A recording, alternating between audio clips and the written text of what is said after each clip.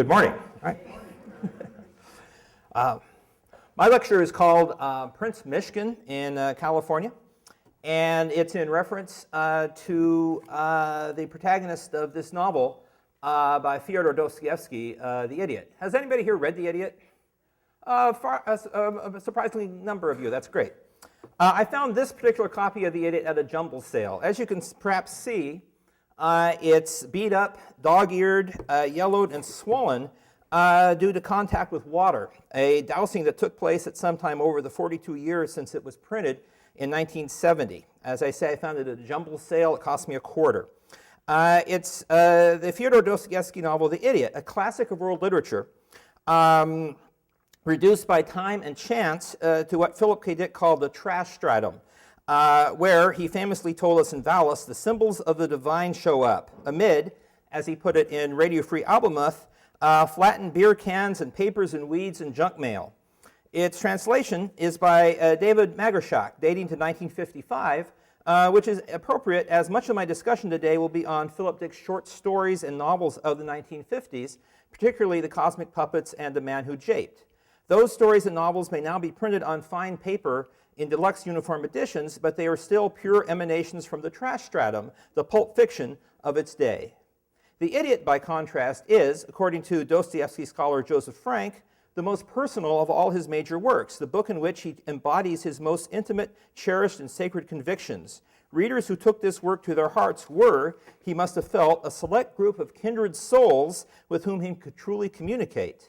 That secret communication between author and audience was at the heart of Dick's fandom while he was alive, and obviously is still very much with us today. Reading The Idiot, and I did read the beat-up paperback I did encounter by chance, I was struck by one passage in particular. The saintly epileptic Prince Myshkin, on the verge of a seizure, is struck by something that interested him exceedingly.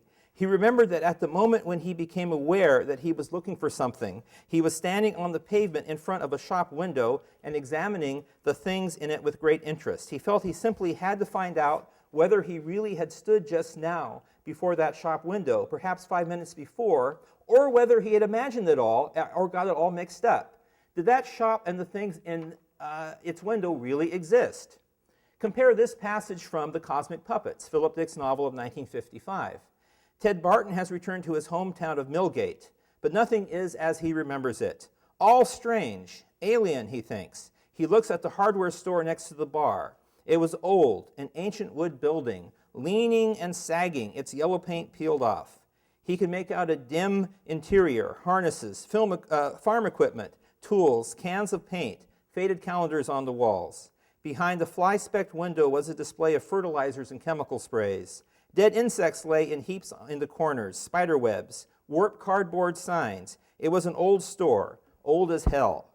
But the store hadn't existed in Ted's childhood, and he goes on to discover that what had once been Doyle's Leather Goods was now a rundown bar, a radio store, a hand laundry, and what had once been his boyhood town was decayed and isolated. Both Ted Barton and Prince Myshkin are forced to wonder as to whether what they are looking at was real. Both Barton and the Prince use a display of consumer goods as an anchor to reality. But what is real and what illusion? Both men's probing of these questions is central to their achievements. Reality, Philip Dick famously said, is what doesn't go away when you stop believing in it. One of the Idiot's secondary characters, the dying atheist Ippolit, puts it this way: reality has been trying to catch me, too. Late in the novel, the prince observes, the most fantastic dream became suddenly transformed into the most sharply defined reality. But what is reality? That's Philip Dick's great question. While writing The Idiot, Dostoevsky responded to a friend who had queried the extreme developments in his friend's novel in progress, replying that he had a different conception of reality than most authors, than his critics. He had a conception of what he called a fantastic reality. Dick and Dostoevsky, then, both wrote novels of a fantastic reality. But realism for Dostoevsky never meant the acceptance of the factual and literal in itself. It meant, rather, its transformation in the light of what he called the beginnings and ends of factuality, its significance in a larger framework of moral religious meaning. Dostoevsky's realism inevitably became fantastic because he was always reaching out to grasp the ultimate meaning of both beginnings and ends.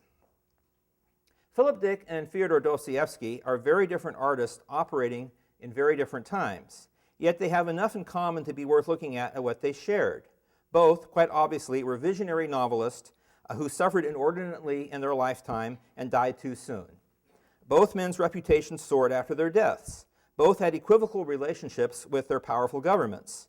Both acquired intense cult followings. And both shared certain themes. I'd like to return to the items Ted Barton observes in the window of the town in Cosmic Puppets. This use of ordinary household objects as a marker of reality and how reality can change in Philip Dick's writing. In The Idiot, Prince Myshkin, peering through a similar window, looks worriedly for an article worth no more than 60 kopecks. Its existence will be proof that he had indeed stood in front of the shop and looked at that item. If that item isn't there, however, then the prince will be lost in utter confusion. No wonder he retraces his steps, looking for that item, looking almost in anguish.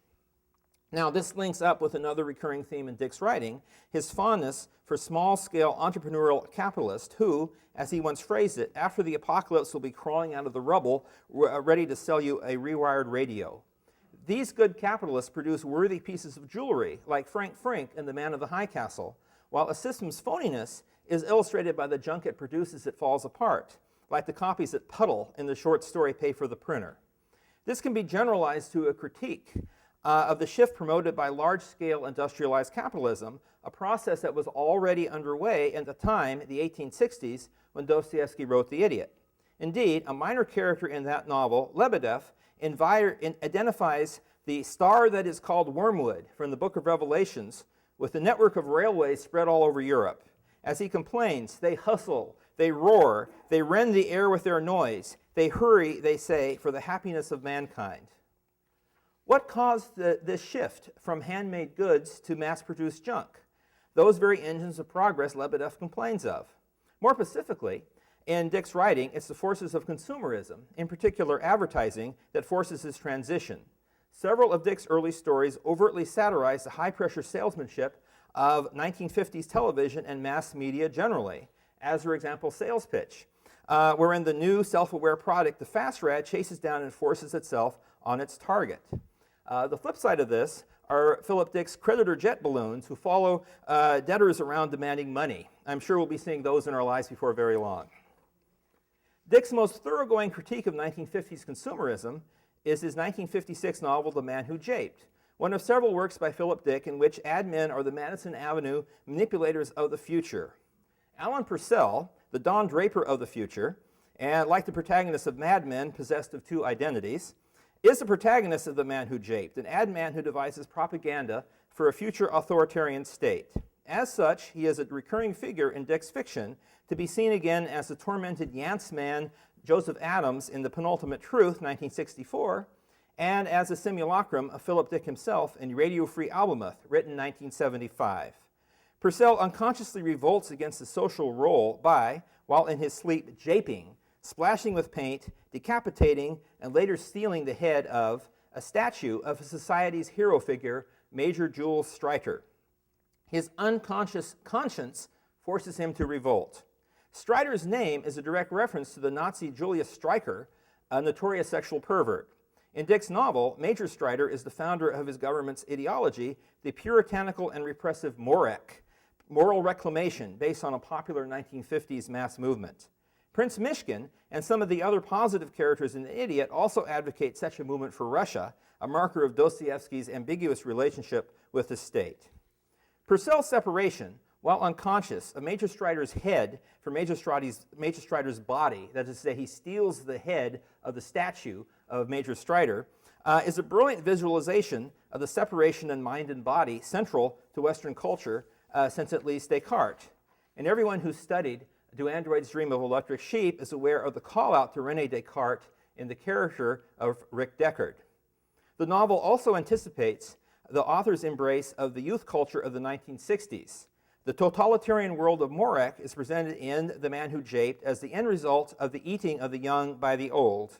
This future society's sullen adolescents and children are Alan Purcell's hopes for the future.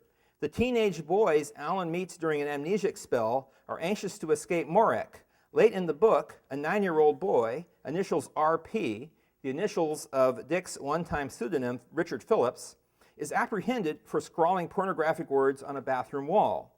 It are these teenagers and the boy who are the book's true hopes for the future, even as Dick would appeal to the hell-raising capability of anarchist youth in his Vancouver speech of 1972 as his hope for Vietnam-era America's future. The Man Who Japed builds to Purcell's ultimate jape against the government, a coordinated ad campaign that reveals to the public, to much whipped-up attention, that Major Strider had advocated during the chaotic period after the atomic war, that Major Strider had advocated and practiced active assimilation as part of his post-atomic war program.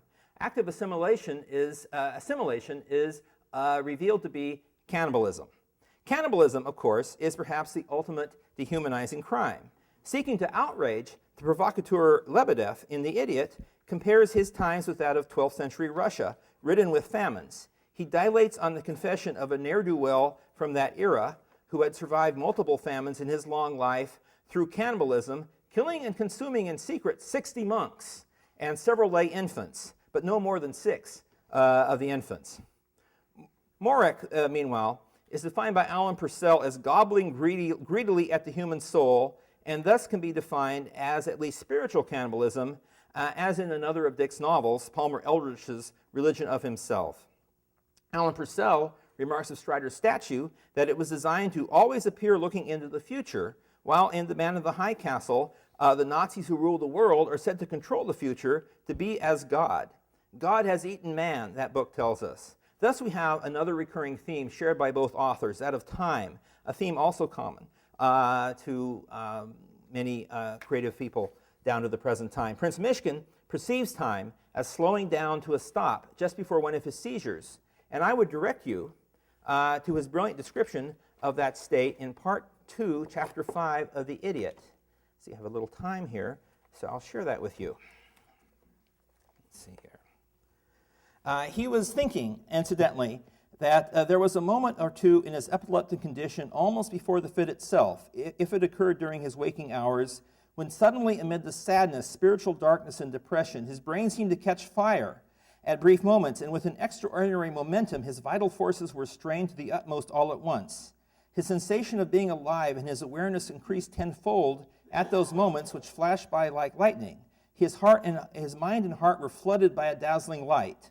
All his agitation, all his doubts and worries seemed composed in a twinkling, culminating in a great calm, full of serene and harmonious joy and hope, full of understanding and the knowledge of the final cause. But those moments, those flashes of intuition, were merely the presentiment of the last second, never more than a second, which preceded the actual fit. This second was, of course, unendurable. Reflecting about that moment afterwards, when he was well again, he often said to himself that all those gleams and flashes of the highest awareness, and hence also of the highest mode of existence, were nothing but a disease, a departure from the normal condition, and if so, it was not at all the highest mode of existence, but on the contrary, must be considered to be the lowest. And yet he arrived at last at the paradoxical conclusion. What if it is a disease, he decided at last? What does it matter that it is an abnormal tension if the result, if the moment of sensation, remembered and analyzed in a state of health, turns out to be harmony and beauty brought to their highest point of perfection, and gives a feeling, undivined and undreamt of, till then, of completeness, proportion, reconciliation, and an ecstatic and powerful, prayerful fusion in the highest synthesis of life. Now, those of you who are aware of Philip Dick's Valis event of 1974 can draw the parallels yourself. I take no position on the claim, which I don't necessarily agree with, that Dick suffered an epileptic seizure in February 1974. Rather, I instead point to the claim by the dying Ippolit later on in The Idiot. Tomorrow there will be time no longer. Joseph Frank writes, "The Prince incarnates the soul of the primitive Christian ethic, whose doctrine of totally selfless agape, of holy love, was conceived in the same perspective of the imminent end of time. The end of time." Dostoevsky wrote The Idiot concerned with trying to present the dilemma of the purely good person in a less than perfect world. One here compares Dostoevsky with the Dick of the Valis period and after, particularly Dick's last months, with his predictions of the imminent return of Christ.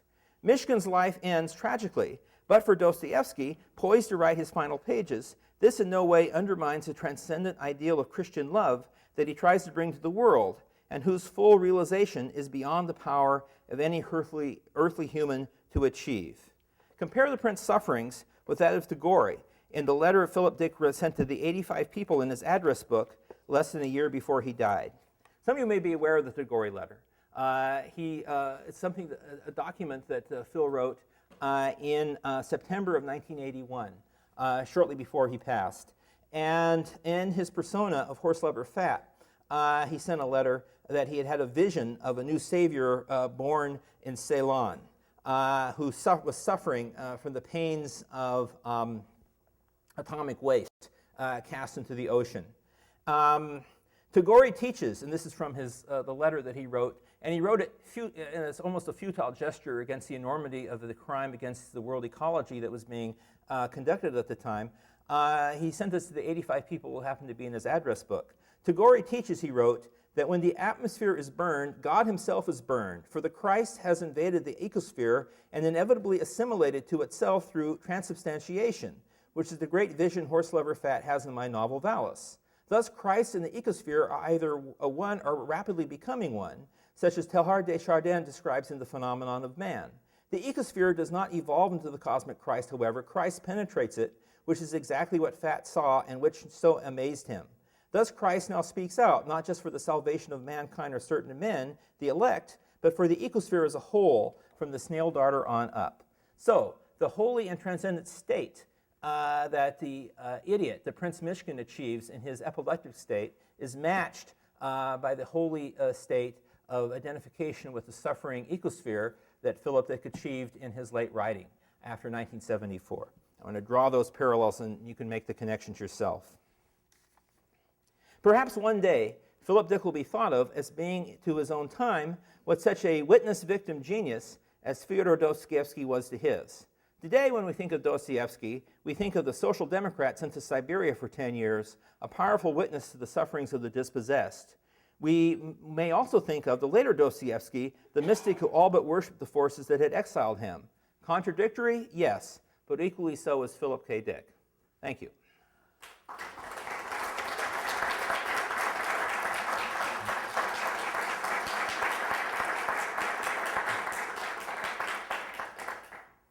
David? I will take a question or a statement or a comment. Questions?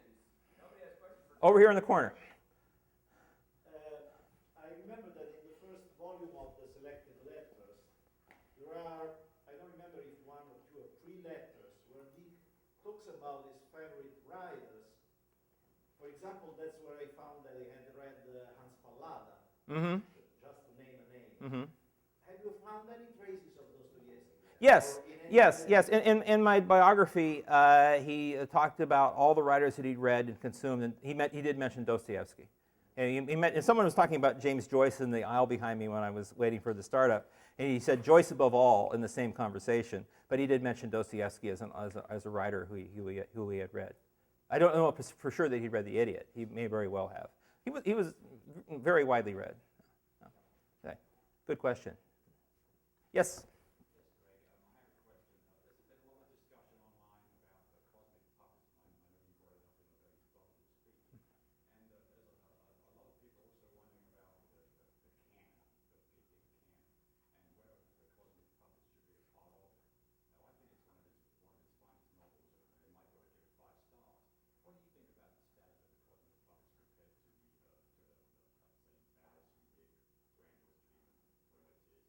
Oh, I like the Cosmic Puppets very much. I reread it like a week or two ago in preparation for this, and it held up really well. It was originally written in 1953, I believe, and it was put out as an ace double in 57. And one reason it fell out of the canon, it isn't that well known, is that it wasn't reissued until 1983 when they got around to looking for Philip Dick material. And I asked Donald Wollheim, who published the ace series of novels, and mostly those paperback originals that Phil wrote in the 50s. I asked Donald Wollheim, well, why hadn't the Cosmic Puppets been reprinted? And he said, well, I forgot about it. So that's the only reason that it had fallen out of the canon. Is not as well known as, say, Eye in the Sky, or some of his other better known 50s novels. Also, it's somewhat anomalous. I'm not aware of the discussion online, but it's somewhat anomalous to his science fiction work because he wrote it as a fantasy. As a teenage boy, Phil was a big fan of Unknown, which was a fantasy magazine, a fantasy pulp that was being put out at the same time as Astounding and the other science fiction pulps, and from some of the same people and with a lot of the same authors. But it's not science fiction; it's fantasy. I mean, we still make the distinction now, even though we slide back and forth between them, in our movie going or whatever. But it's still a distinction between Asimov and Tolkien or whatever when they do adaptations. Yeah, he wrote it as a fantasy, and it is play out as a fantasy, a theological fantasy, which definitely you'll see a lot of themes in it that you see in his later work. If you know Dr. Mead, he's the amnesiac who forgets that he's God. That's what could be more Dickian than that? Some other comment, question? My only hope was, could you repeat the questions when somebody gives? Oh, okay.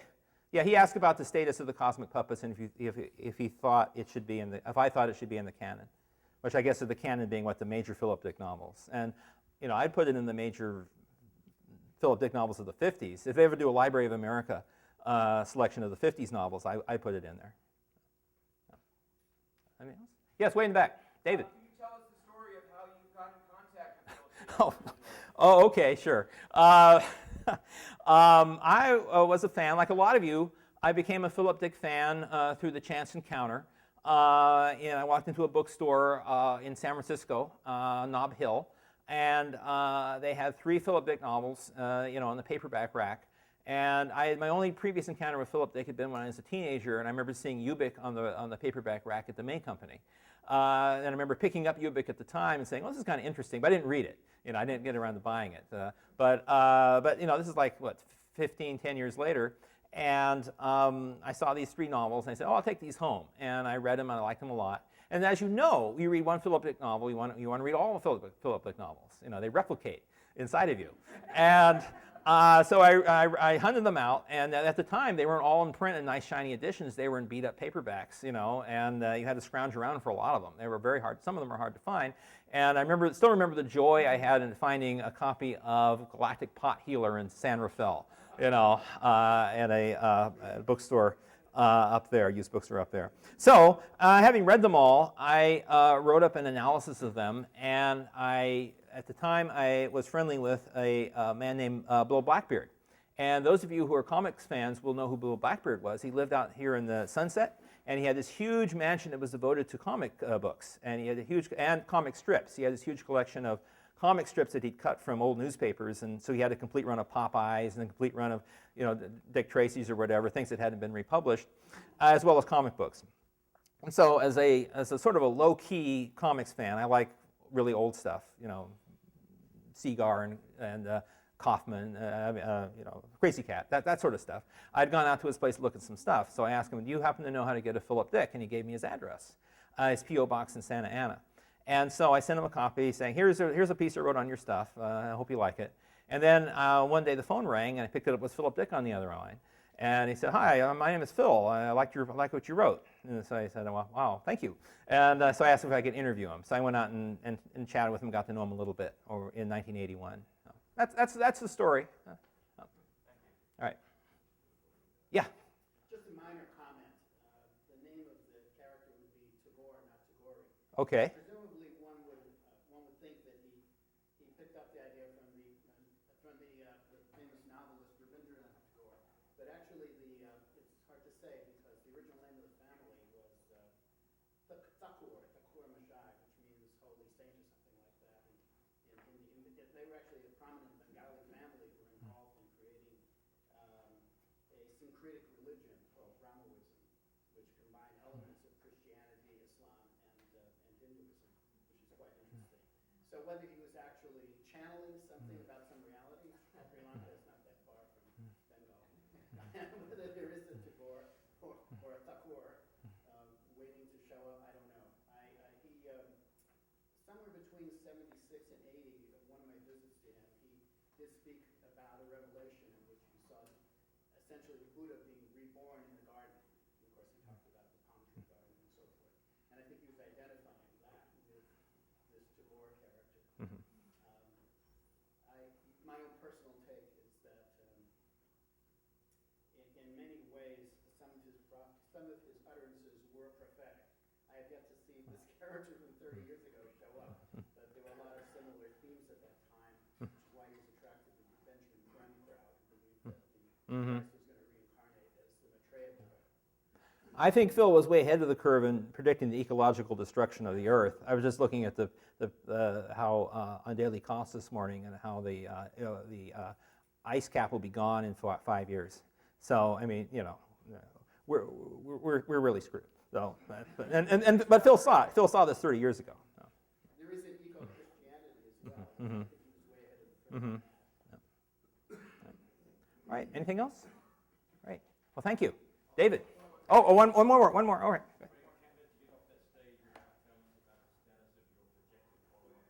Oh well, I have my projected book is on my computer. It's 600 pages, and you can come over and read it sometime. All right.